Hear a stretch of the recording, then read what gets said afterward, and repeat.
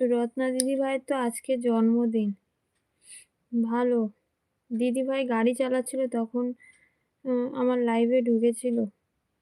বললাম, "দিদিভাই তুমি গাড়ি চালাচ্ছ, এখন লাইভে থেকো না।" দিদিভাই আবার পরে মেসেজ করেছে। আমিই বলেছি, "তুমি গাড়ি চালাচ্ছ, আগে সুস্থ হয়ে সেটা করো। কারণ আমাদের এই লাইফটা কোনো ইম্পোর্টেন্ট না, নিজের জীবনটা আগে।"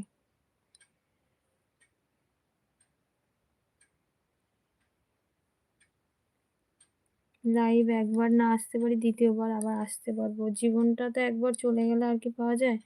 ওর জন্য রাস্তাঘাটে যখনই যাবে আমিও মাঝে, মাঝে অন করি যখন বাইরে বেরোই। অন রাখি, কমেন্ট করা যায় না।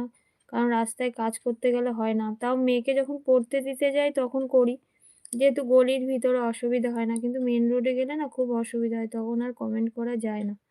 বা অন রেখে কোনো কাজ করা যায় না। মনটা ওইদিকে থাকে।